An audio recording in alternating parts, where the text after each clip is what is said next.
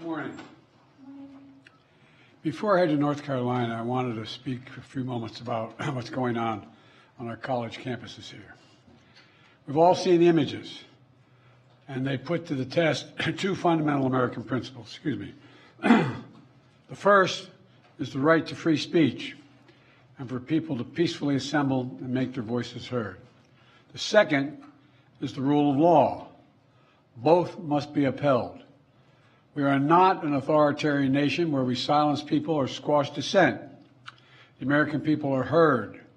In fact, peaceful protest is in the best tradition of how Americans respond to consequential issues. But, neither are we a lawless country. We are a civil society, and order must prevail. Throughout our history, we've often faced moments like this because we are a big, diverse, free-thinking, and freedom-loving nation.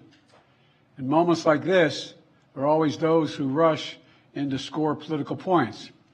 But this isn't a moment for politics. It's a moment for clarity. So let me be clear. Peaceful protest in America. Violent protest is not protected. Peaceful protest is. It's against the law when violence occurs. Destroying property is not a peaceful protest.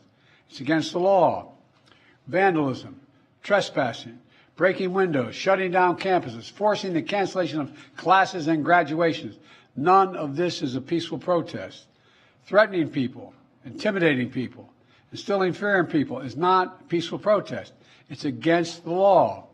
Dissent is essential to democracy, but dissent must never lead to disorder or to denying the rights of others so students can finish the semester and their college education. Look, it's basically a matter of fairness. It's a matter of what's right.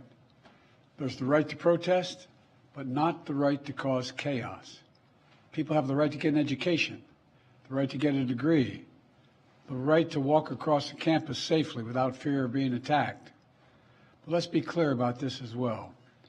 There should be no place on any campus, no place in America for anti-Semitism or threats of violence against Jewish students. There is no place for hate speech or violence of any kind, whether it's anti-Semitism, Islamophobia, or discrimination against Arab Americans or Palestinian Americans. It's simply wrong. There's no place for racism in America. It's all wrong. It's un-American. I understand people have strong feelings and deep convictions. In America, we respect the right and protect the right for them to express that. But it doesn't mean anything goes. It needs to be done without violence, without destruction, without hate, and within the law. You know, make no mistake, as president, I will always defend free speech, and I will always be just as strong in standing up for the rule of law. That's my responsibility to you, the American people, and my obligation to the Constitution. Thank you very much. Mr. President, have the protests forced you to reconsider any of the policies with regard to the region? No. Thank you. Mr. President, do you think the National Guard should intervene? No. Mr. Do President, you agree with what the students are calling for? Mr. President,